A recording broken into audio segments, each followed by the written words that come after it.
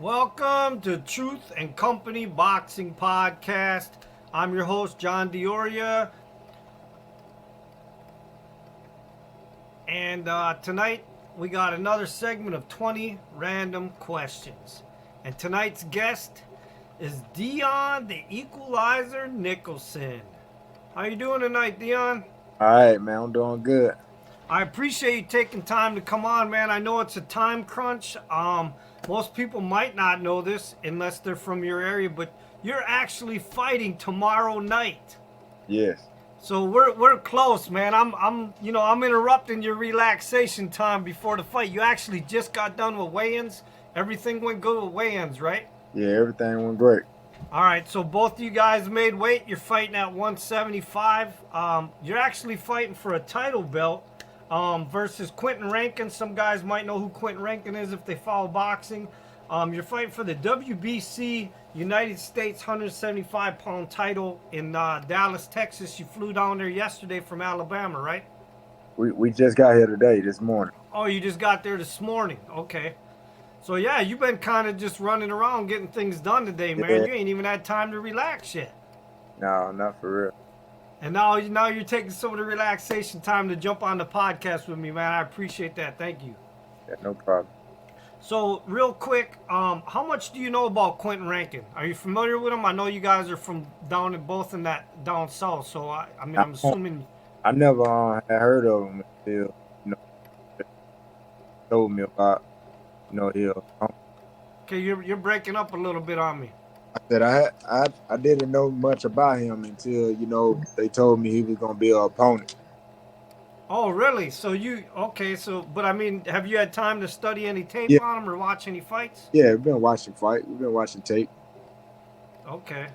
So I'm assuming that you know that he throws that hook kind of wild, and you're gonna catch him when he's open. And we just been watching everything about him, But I just be me in the ring.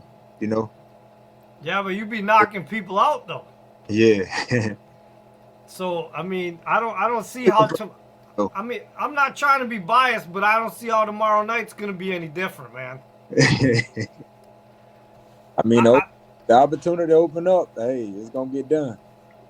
Well, I'm just saying, I got nothing against Quentin Rankin. I've watched him fight. Honestly, I watched some tape on him back in the day, back when I had a fighter myself, and we almost matched up with him and fought. So I had to study some tape on him. So I know that he's got a few bad habits.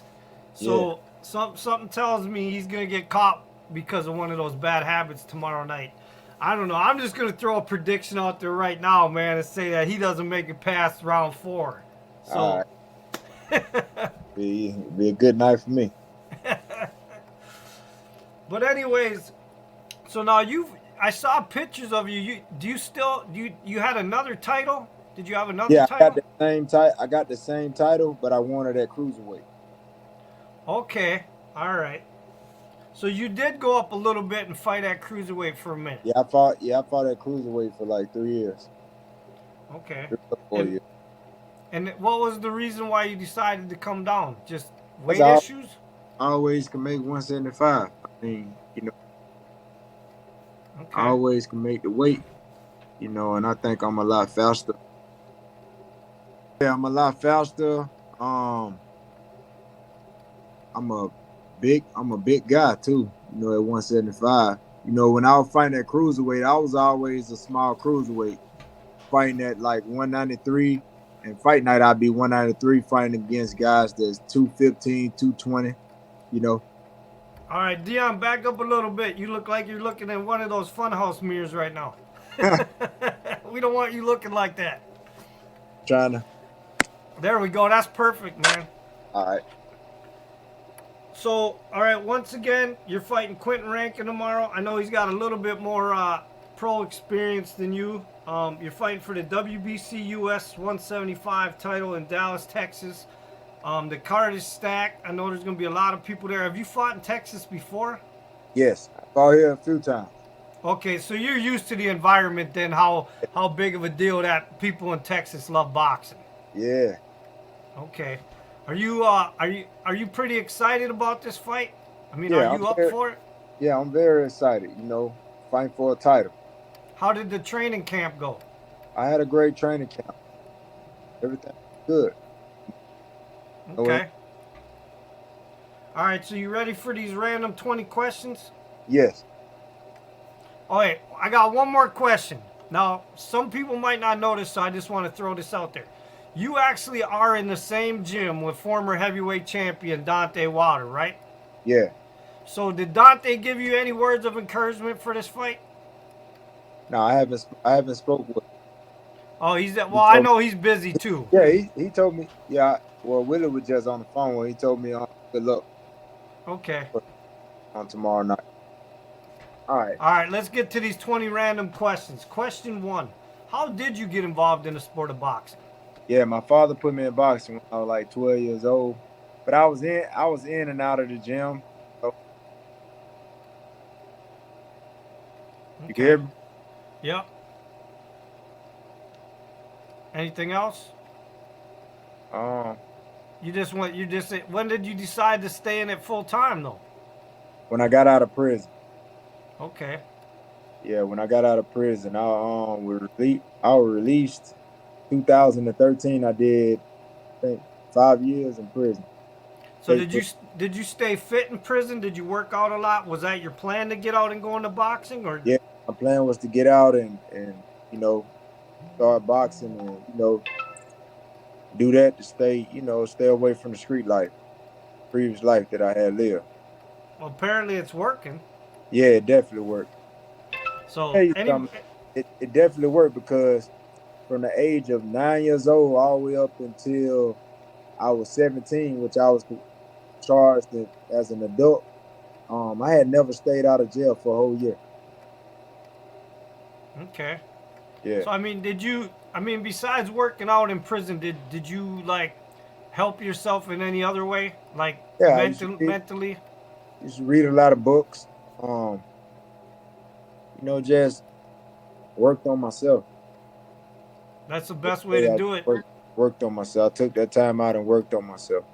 People don't understand the crazy thing about going to prison is it's actually a timeout from your real world, from your real life. You're away from your friends, you're away from your family, you're away from everybody. It gives you a chance where almost like a break. And most people on the streets, you can't just take a break from life. You know what I True. mean? And in prison, some people, it's like you just said, you used it to better yourself and physically and mentally because it gives you time to sit back out of the drama, think about where you want to go, what you want to do with your life, and kind of change your way of thinking. And sometimes you just can't do that in the real world because time just don't stop out there. Yeah, you're right. All right, question two: what boxers inspired you so far in your career? Bernard Hopkins, Muhammad Ali, Deontay Wilder, James Tony. That Okay. was just a few. Roberto Duran. I like guys like that. Okay. Question three: what advice do you give a kid that wants to become a boxer? Don't become a boxer. But seriously, man. Once you get into it, you have to put your all in it. You have to give it your all. You can't have step. You have to really want to do it. You know, you have to really want to do it. So stick to the basics and just work hard. Listen to your coach. Okay. Question four: what type of music do you like listening to? I like to listen to my favorite artist. I like Tupac. I like old school Tupac, Kevin Gates. I like a little Morgan Wallen. Okay. Yeah, Question five: do you have any boxing superstitions? boxing superstition. Yeah, as far as like, do you always got to put your left wrap on first? You got to eat a certain meal before every fight? Do you have the same routine before like every single fight? Nah, I went. Okay.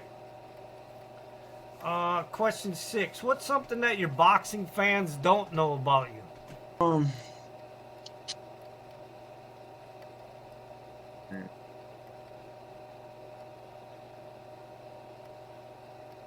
Yeah, what I just told you about, me being incarcerated from. I was thinking the same thing. I was I, like, I didn't know that. So, yeah, also I been to every been to every program in the juvenile state of Alabama juvenile system. okay, Um, I was raised by my grandparents. okay. Um, yeah, All my right, quick. Oh, go ahead. Did you want to say something? nah, everything. All right, question 7. Can you sing, dance, or play an instrument? Man. Nah, I can't do it. I can't do either one. I can rap. Okay, well, that's singing. Yeah, I can rap. I can Okay, rap good. all right. Maybe that is that going to be part of your career? I You know, might walk out to one of my own songs. oh, nice. You got a CD out or anything yet? Yeah, well, back when I was younger, I did. Okay. All right, question 8. What's the craziest or the funniest story that ever happened between you and a boxing fan? Me and a boxing fan. Yeah. Um, funniest story that happened with me and a boxing fan. I don't know, man. I got a million stories.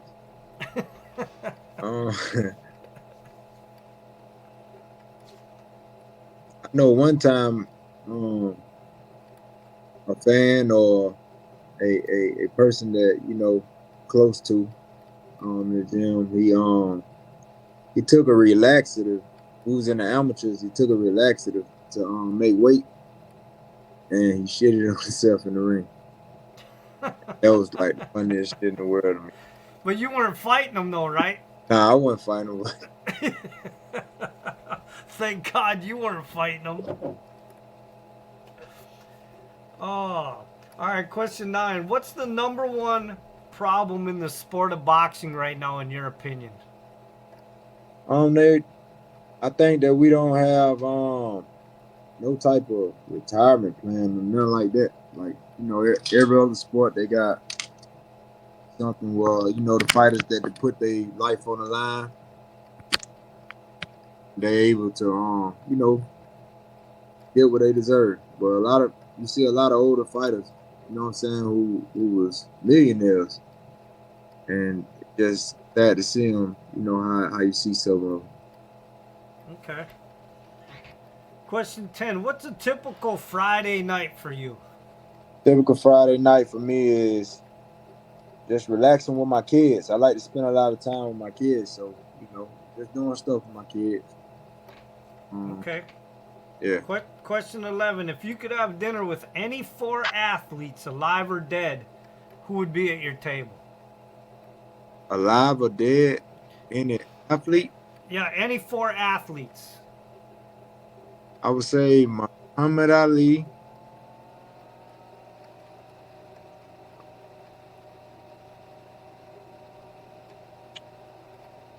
Mike Tyson,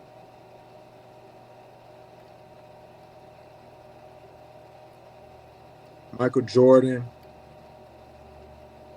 uh, probably Kobe Bryant. Kobe, Okay. That's a good table. yeah.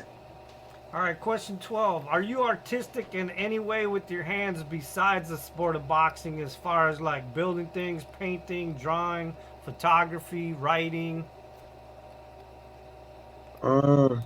Know how to draw. Know how to draw real good. I can a little fishing. Okay. I'm real good at fishing. All right, question 13. Who was the hardest puncher you've ever faced in the ring in a fight or sparring? Deontay Wilder.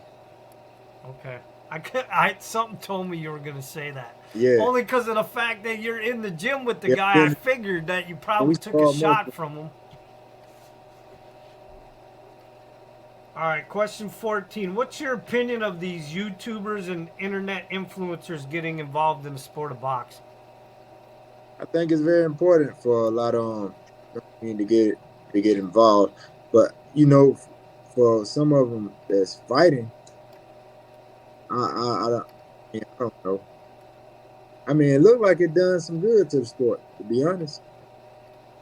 Looked like it done some good to the sport, so it bringing more attention. So that's a good thing. All right, question 16. Have you ever had to save someone's life? Yes, numerous of Okay, times. okay, can you tell me about one of them? I'm gonna just tell you a simple. I done saved like a family member life, like in the swimming pool incident where he almost drowned, and I had to jump in to go get him. Okay. All right, question 17. How do you inspire other people? I inspire other people by just being myself. Just continue following my goals and doing what's right. Just being a good example. Okay. Question 18. What's the strangest item or thing that anybody's asked you to autograph? The strangest thing somebody asked me to autograph. Nobody really asked me to autograph nothing strange. What, a hat? I'd Okay. autograph a hat. Maybe just some body parts? Nah, I ain't gonna autograph no body part. All right, question 19. What's something that you're very passionate about besides boxing? Something that I'm very passionate about besides boxing. Being a good father. Okay. Being a good father to my children. All right, question 20. This is your last question. If you won the lottery, $1 million, what would you do with the money? If I won $1 million, what would I do with the money?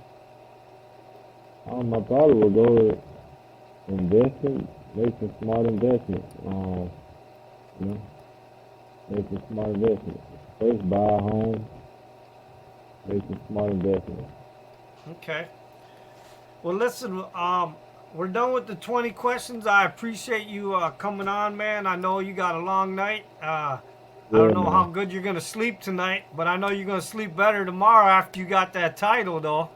Yeah, I know, right? So, once again, I just want to remind everybody, is there a link anywhere for this fight? Are they going to be able to watch it at all or no? It's a private event.